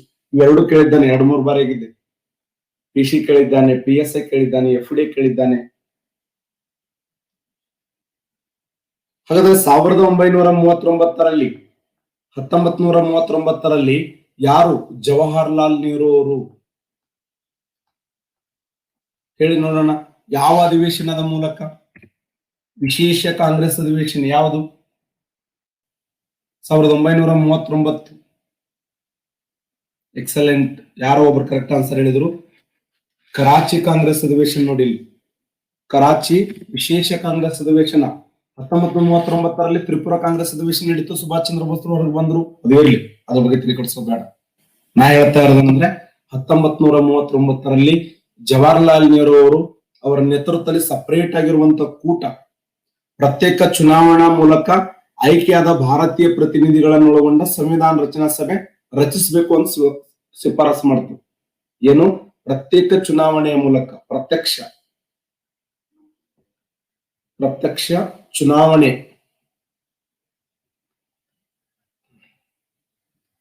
ಚುನಾವಣೆಯ ಮೂಲಕ ಆಯ್ಕೆಯಾದ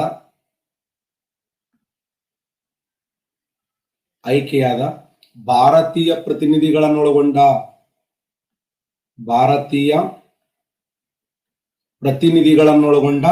ಸಂವಿಧಾನದ ರಚನಾ ಸಭೆ ಸೇರಬೇಕು ಅಥವಾ ರಚನೆ ಆಗಬೇಕು ಅಂತೇಳಿ 1939ರಲ್ಲಿ ಜವಾಹರ್ಲಾಲ್ ನೆಹರು ಅವರು.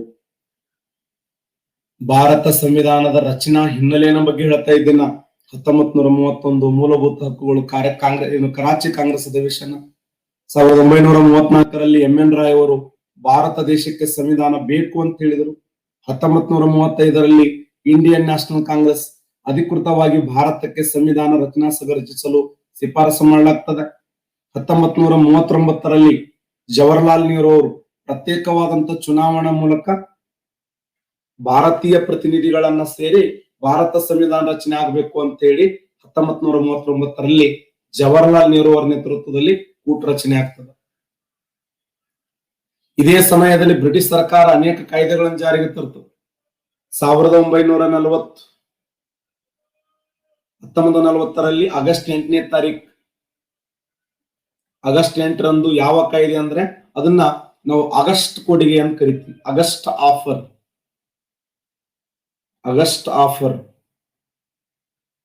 ಆಗಸ್ಟ್ ಕೊಡುಗೆ. ಇದು ಕ್ವಶನ್ ಆಗಿದೆ ನೋಡಿ. ಆಗಸ್ಟ್ ಕೊಡುಗೆ ವಿಶೇಷ ಏನು ಅಂತಂದ್ರೆ ಇಲ್ಲಿ ಸೆಕೆಂಡ್ ವರ್ಲ್ಡ್ ವಾರ್ ನಡೆದಿತ್ತು, 2ನೇ ಜಾಗತಿಕ ಮಹಾಯುದ್ಧ. ಎಲ್ಲಿಂದ ಎಲ್ಲಿವರೆಗೆ?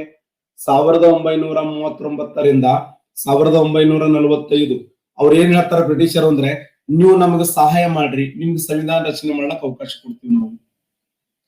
ನೀವು ನಮಗೆ ಹಣ ಕೊಡ್ರಿ, ಸೈನ್ಯ ಕೊಡ್ರಿ, ಶಸ್ತ್ರಾಸ್ತ್ರಗಳು ಕೊಡ್ರಿ, ನಾ ನಿಮಗೆ ಭಾರತ ಸಂವಿಧಾನ ರಚನೆ ಮಾಡ್ಲಿಕ್ಕೆ ಅವಕಾಶ ಕೊಡ್ತೀವಿ, ಮತ್ತೆ ನಿಮಗೆ ಡೊಮಿನಿಯನ್ ಸರ್ಕಾರವನ್ನು ಕೊಡ್ತೀವಿ ಅಂತ. ಅವಾಗ ಗಾಂಧೀಜಿ ಅಂದ್ರೆ ಏನ್ ಹಂಗಂದ್ರ ಡೊಮಿನಿಯನ್ ಸರ್ಕಾರ ಕೊಡ್ತೀವಿ ನಿಮ್ಗೆ. ಡೊಮಿನಿಯನ್ ಸರ್ಕಾರ ಅಂದ್ರೆ ಏನು? ಮೇಲಿನ ಎಲ್ಲಾ ಅಧಿಕಾರಗಳು ತಮ್ಮಲ್ಲಿಟ್ಟುಕೊಂಡು ಕೆಳಗಿನ ಅಧಿಕಾರಗಳನ್ನ ಬಿಟ್ಕೊಡೋರು. ಹಡದಿಯ ಮಾಲಿ, ದುಡ್ಡಿನ ಲಾಭ ಇಲ್ಲ, ಅರಗಳಿಗೆ ಪುರ್ಸತ್ತಿಲ್ಲ ಅಂತಾರ ಹಳ್ಳಿಗಳದಾಗ. ಅಂದ್ರ ಮೇಲಿನ ಅಧಿಕಾರಗಳು ಅವ್ರಿಗೆ, ಕೆಳಗಿನ ಅಧಿಕಾರಗಳು ಇವ್ರಿಗೆ.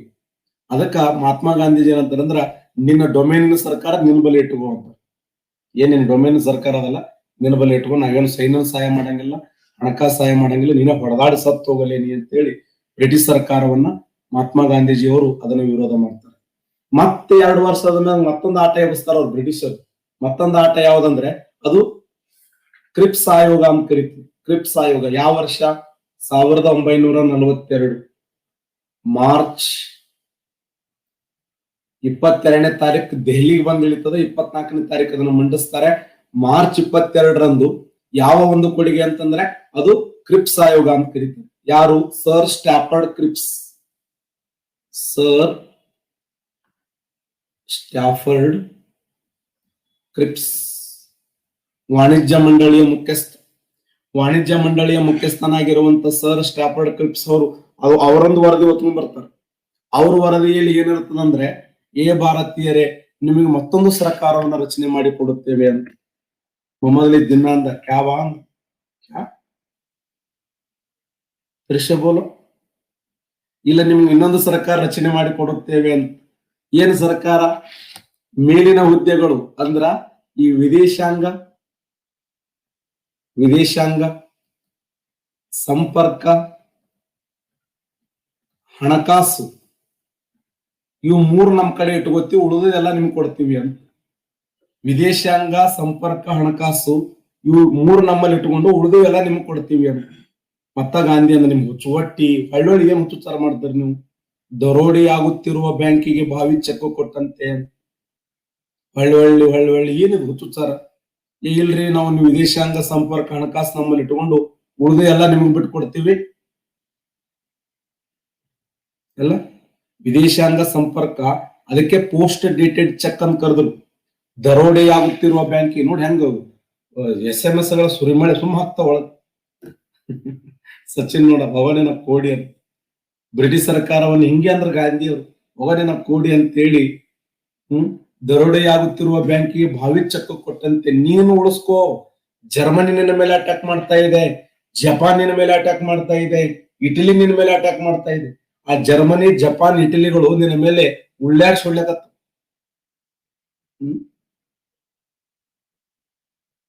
ಯಾರು ಬಿದ್ದಿರಪ್ಪ ಅನ್ನೋರು. ಅದಕ್ಕೆ ಆ 3 ದೇಶಗಳ ನಿನ್ನ ಮೇಲೆ ಅಟ್ಯಾಕ್ ಮಾಡ್ತಾ ಇದ್ದಾವೆ, ಅದರಿಂದ ನೀ ಬಚಾವಾಗೋ ನಿನ್ನ ಕೋಡಿ ಅಂತ ಯಾರು ಹೇಳಿದ್ರು ಅಂತಂದ್ರೆ ಮಹಾತ್ಮ ಗಾಂಧೀಜಿಯವರು ಹೇಳ್ತಾರೆ. ದರೋಡೆ ಆಗುತ್ತಿರುವ ಬ್ಯಾಂಕಿಗೆ ಭಾವಿ ಚೆಕ್ ಕೊಟ್ಟಂತೆ. ಇದು ಬಹಳ ಇಂಪಾರ್ಟೆಂಟ್. 1940 ಆಗಸ್ಟ್ 8ರಂದು ಆಗಸ್ಟ್ ಕೋಡಿಗೆ ಬಹಳ ಇದೆ. ಅದು ನಾನು ಎಕ್ಸ್ಪ್ಲೇನ್ ಮಾಡಂಗಿಲ್ಲ ಜಾಸ್ತಿ, ಸುಮ್ಮನೆ ಇಂಪಾರ್ಟೆಂಟ್ ಪಾಯಿಂಟ್ ಹೇಳ್ತಾ ಹೊಂಟಿದ್ದೇನೆ. ಯಾಕಂದ್ರೆ 28ನೇ ತಾರೀಕು ನಾವು ಟಚ್ ಮಾಡೋಣ ಒಂದಿಷ್ಟು. ತಾರೀಕು 3 ಇದೆ, ಇನ್ನು ನಮ್ಮ ಕೈಗೆ 24 ದಿನಗಳು ನಮ್ಮ ಕೈಯಲ್ಲಿ ಇದಾವೆ. ಆ 24 ದಿನಗಳನ್ನ ಸಮರ್ಥವಾಗಿ ಭಾರತ ಸಂವಿಧಾನವನ್ನ ಬಿಡಿಸುವಂತ ಪ್ರಯತ್ನಕ್ಕೆ ನಾವು ಮುಂದಾಗೋಣ. ಯಾಕಂದ್ರೆ ಈ FDA ಹೇಳಿದೆ ಅಂದ್ರೆ PSI ಎಲ್ಲ ಕ್ವಶನ್ ಅದರ ಬರ್ತಾವ. ದೊಡ್ಡ ಹುದ್ದೆ ಅದು. ಸುಲಭವಾಗಿ ದೇಶದ ಪ್ರಧಾನಮಂತ್ರಿ ಆಗ್ಬೋದು, ಆರಾಮ್ ಪ್ರಧಾನಮಂತ್ರಿ ಆಗ್ಬೋದು. ಒಂದು MLA ಒಂದು ಮತಕ್ಷೇತ್ರ ಕೈಕಾಲ ಹೊಡ್ಕೊಂಡು ಯಪ್ಪ ಅಂತ ಬಿದ್ದು 17 ಒಂದು 4 ಕೋಟಿ ತಗೊಂಡು ಹೆಚ್ಚು ಕಡಿಮೆ ಮಾಡಿ 22ರಂದು ಸರ್ ಸ್ಟ್ಯಾಫರ್ಡ್ ಕ್ರಿಪ್ಸ್ ಅವರ ನೇತೃತ್ವದಲ್ಲಿ ಭಾರತ ದೇಶಕ್ಕೆ ಒಂದು ಕ್ರಿಪ್ಸ್ ಆಯೋಗ ಜಾರಿಗೆ ಬರ್ತದೆ. ಅದರ ವಿರುದ್ಧ ಮಾಡು ಇಲ್ಲವೇ ಮಡಿ ಹೋರಾಟ ಆರಂಭ ಆಗ್ತದೆ. ಆ ಮಾತು ಬೇರೆ. ಇನ್ನು ಇದಾದ ಮೇಲೆ ಇನ್ನೊಂದು ಕಾಯ್ದೆ ಜಾರಿಗೆ ಬರ್ತದೆ, ಅತಿ ಮುಖ್ಯವಾಗಿರುವಂತ ಕಾಯ್ದೆ. ಅದು ಯಾವುದು ಅಂದ್ರೆ 1946ರಲ್ಲಿ 1946ರಲ್ಲಿ ಕ್ಯಾಬಿನೆಟ್ ಆಯೋಗ ನೆನಪಿಡಿ. ಕ್ಯಾಬಿನೆಟ್ ಆಯೋಗ. ಈ ಆಯೋಗದ ವಿಶೇಷ ಏನಂದ್ರೆ ಭಾರತದ ಸಂವಿಧಾನದ ರಚನಾ ಸಭೆಗೆ ಅವಕಾಶ ಮಾಡಿಕೊಟ್ಟಂತ ಆಯೋಗ ಯಾವ್ದಂತ ಕೇಳ್ತಾನೆ, ಕ್ಯಾಬಿನೆಟ್ ಆಯೋಗ. ಇದೇ ಇಂಟ್ರೆಸ್ಟಿಂಗ್ ವೆರಿ ಇಂಪಾರ್ಟೆಂಟ್ ಪಾಯಿಂಟ್ ಅಂದ್ರೆ ಇದೆ 1946 ಮಾರ್ಚ್ 24ನೇ ತಾರೀಕು ಮಾರ್ಚ್ 24ರಂದು ಮಾರ್ಚ್ 24ರಂದು ಭಾರತ ದೇಶಕ್ಕೆ ಯಾವ ಆಯೋಗ ಬಂತು ಅಂದ್ರೆ ಕ್ಯಾಬಿನೆಟ್ ಆಯೋಗ ಬಂತು. ಕ್ಯಾಬಿನೆಟ್ ಆಯೋಗ. ಈ ಕ್ಯಾಬಿನೆಟ್ ಆಯೋಗ ಏನ್ ಮಾಡಿತ್ತು ಅಂದ್ರೆ ಭಾರತ ಹಾಗೂ ಪಾಕಿಸ್ತಾನಗಳ ವಿಭಜನೆಯನ್ನು ವಿರೋಧ ಮಾಡ್ತು. ಪಾಕಿಸ್ತಾನ ಹಾಗೂ ಭಾರತ ದೇಶದ ವಿಭಜನೆಯನ್ನು ವಿರೋಧಿಸಿ ಅವೆರಡು ರಾಷ್ಟ್ರಗಳ ವಿಭಜನೆಯನ್ನು ವಿರೋಧ ಮಾಡಿ ಭಾರತ ದೇಶಕ್ಕೆ ಸಂವಿಧಾನ ರಚನೆ ಮಾಡಲು ಅವಕಾಶವನ್ನು ಮಾಡಿಕೊಟ್ಟಿತ್ತು. ಹಾಗಾದ್ರೆ ಈ ಕ್ಯಾಬಿನೆಟ್ ಆಯೋಗ 1924 ಮಾರ್ಚ್ ತಿಂಗಳಲ್ಲಿ ಎಲ್ಲಿ ಭೇಟಿ ಕೊಡ್ತು ಅಂತ ಕೇಳ್ತಾನೆ, ದೆಹಲಿಗೆ ಭೇಟಿ ಕೊಡ್ತು. ಇದರಲ್ಲಿ ಎಷ್ಟು ಜನ ಸದಸ್ಯರಿದ್ರು ಅಂದ್ರೆ 3 ಜನ ಸದಸ್ಯರು. 3 ಜನ ಸದಸ್ಯರು ಅಪಾರ ಪ್ರಮಾಣದ ಸುಟಿಗೆ ಸೋತ್ಕೊಂಡ್ ಬಂದಿದ್ರು. ಅದನ್ನು ಮೊದಲ ಬಾರಿಗೆ ಚೆಕ್ ಮಾಡಿದವರು ಮೊಹಮ್ಮದ್ ಅಲಿ ಜಿನ್ನಾ.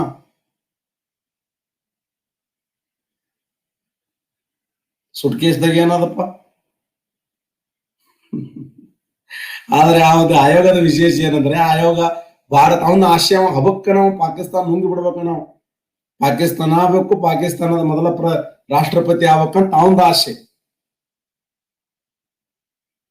ಎಷ್ಟು ವ್ಯತ್ಯಾಸ ಇದೆ ನೋಡಿ ಮೊಹಮ್ಮದ್ ಅಲಿ ಜಿನ್ನಾ ಮತ್ತು ಗಾಂಧಿಯ ಮಧ್ಯದಲ್ಲಿ. ಗಾಂಧಿ ದೇಶದ ಪ್ರಧಾನಿ ಆಗ್ಬಹುದಿತ್ತು, ಗಾಂಧಿ ದೇಶದ ರಾಷ್ಟ್ರಪತಿ ಆಗ್ಬಹುದಿತ್ತು, ಪ್ರಧಾನ ಮಂತ್ರಿ ಹುದ್ದೆ, ರಾಷ್ಟ್ರಪತಿ ಹುದ್ದೆಯನ್ನ ಅಥವಾ ಯಾವುದೋ ಒಂದು ಗೃಹ ಮಂತ್ರಿನೋ ಅಥವಾ ಯಾವುದೋ ಒಂದು ಹುದ್ದೆಯನ್ನು ಪಡೆಯಬಹುದಿತ್ತು. ಅವೆಲ್ಲ ಹುದ್ದೆಗಳನ್ನ ತಿರಸ್ಕಾರ ಮಾಡಿದಂತ ವ್ಯಕ್ತಿ ಗಾಂಧಿ. ಅದಕ್ಕೆ ಅವನು ದೊಡ್ಡವ. ಯಾರು ನನಗ್ ಬೇಕು ನಂದು ನಾನು ಅಂತಾರಲ್ಲ, ಅವರು ಜೀವನದಲ್ಲಿ ತಮ್ಮ ಅಸ್ತಿತ್ವವನ್ನು ಕಳ್ಕೊಂಡು ಹೋಗ್ತಾರೆ. ಯಾರು ನಮ್ಮದಂತಾರೋ, ಯಾರು ನಮ್ಮವ್ರು ಅಂತಾರೋ, ಯಾರು ನಮ್ಮವರು ತಮ್ಮವರು ಅಂತಾರೋ ಅವರು ಈ ಜಗತ್ತಿನಲ್ಲಿ ಬೆಳವಣಿಗೆ ಆಗಕ್ ಸಾಧ್ಯ ಇದೆ. ಡಾಕ್ಟರ್ ಬಾಬಾ ಸಾಹೇಬ್ ಅಂಬೇಡ್ಕರ್ ಭಾರತ ದೇಶದ ಸಂವಿಧಾನವನ್ನು ರಚನೆ ಮಾಡುವಂತ ಸಮಯದಲ್ಲಿ 106 ಜನ ಅಂದ್ರೆ ಇವ್ರು ಏನ್ ಬರೀತಾರಪ್ಪ ಸಂವಿಧಾನ, ಏನ್ ಬರೀತಾರ ಅಂತ ಒಬ್ಬ ಮಹಾನ್ ವ್ಯಕ್ತಿ. ವಿದ್ಯೆ ಜಗತ್ತಾಳ್ತದೆ, ಜ್ಞಾನ ಈ ಜಗತ್ತಾಳ್ತದೆ, ದುಡ್ಡು ದೊಡ್ಡಪ್ಪ ಆದ್ರೆ ವಿದ್ಯೆ ಅವರಪ್ಪ. ಡಾಕ್ಟರ್ ಬಾಬಾ ಸಾಹೇಬ್ ಅಂಬೇಡ್ಕರ್ ಅವರು ಕರಡು ಸಮಿತಿಯಲ್ಲಿ ಬೆಳಬೆಳತನ ಕುಂತು ಸಂವಿಧಾನವನ್ನು ಬರೆದಲ್ಲ. ಬೆಳಬೆಳತನ ಕುಂತು ಪ್ರಾಮಾಣಿಕವಾಗಿರುವಂತ ವ್ಯಕ್ತಿಯಾಗಿದ್ದ ಡಾಕ್ಟರ್ ಬಾಬಾ ಸಾಹೇಬ್ ಅಂಬೇಡ್ಕರ್ ಅವರನ್ನ ಸಾರ್ವತ್ರಿಕ ಚುನಾವಣೆಯಲ್ಲಿ ಸೋಲಿಸಿದ್ರು. ಯಾರು ಅಂತ ನಾ ಹೇಳಂಗಿಲ್ಲ, ಬಹಳ ದೊಡ್ಡ ಇತಿಹಾಸ ಇದೆ ಅದು. ಯಾರು ಹಂಗಿಲ್ಲದೆ ಅವರು ಎಲೆಕ್ಷನ್ ಮಾಡಿದ್ರು, ಎಲೆಕ್ಷನ್ ಅಲ್ಲಿ ಉದ್ದೇಶಪೂರ್ವಕವಾಗಿ ಅವರನ್ನು ಸೋಲಿಸಿದರು. ಅವರಿಗೆ ಅಂತ್ಯ ಸಂಸ್ಕಾರ ಮಾಡುವಂತ ಸಮಯದಲ್ಲಿ ಜಾಗ ಕೊಡ್ಲಿಲ್ಲ. ಇದೇ ನೋವಿನ ಸಂಗತಿ. ಈಗೆಲ್ಲ ನಮ್ಮವರು ಅಂತೇಳಿ ಬಡದಾಡ್ತಾರೆ.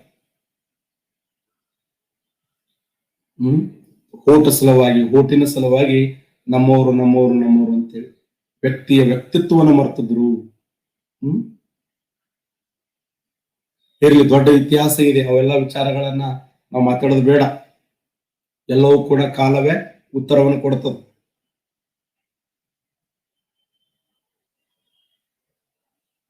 ಹೌದ್ರಿ, ಬಹಳ ಅದ್ಭುತವಾದಂತ ವ್ಯಕ್ತಿ ಡಾಕ್ಟರ್ ಅವ್ರು ಕೈ ಹಿಡಿದ. ಅದಕ್ಕೆ ನಿಮ್ಗೆ ಹೇಳ ನಾನು, ಈ ದುಡ್ಡ ಕ್ವಶನ್ ಪೇಪರ್ ಅವು ಯಾವ ಸಂಬಂಧಪಡಂಗಿಲ್ಲ. ನಮ್ಗೆ ಜ್ಞಾನ, ನಮ್ಮ ನಾಲೆಜ್ ಇದ್ಲ ಅದು ಜಗತ್ತಾಳ್ತದೆ.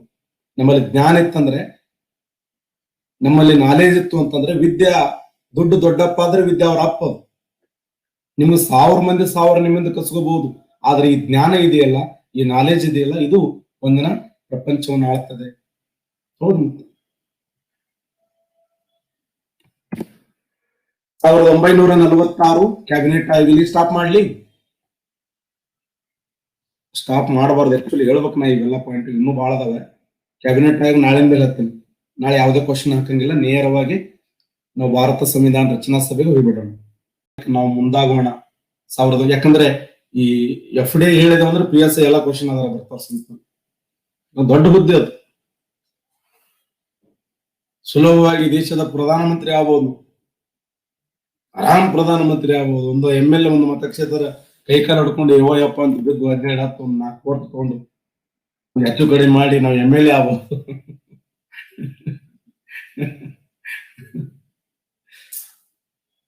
ಯಾಕಂದ್ರೆ ಹಳಿ ಹುಲಿಗಳು ಎಂಟ್ರಿ ಕೊಟ್ಟಾವ ಇಲ್ಲಿ ಎಫ್ ಡಿ ಆದಲ್ಲಿ. ಹಳಿ ಹುಲಿಗಳು, ಹೊಸ ಹುಲಿಗಳು. ಆ? ಅದ್ರ ಅಲ್ಲಿ ಮೂಲ ಹುಲಿಗಳು ಅವು ಸ್ಕೆಚ್ ಹಾಕ್ಯಾವ. ಎಲ್ಲರೂ ಅವಕ್ಕನ್ನೋರೇ ಅವ್ರು.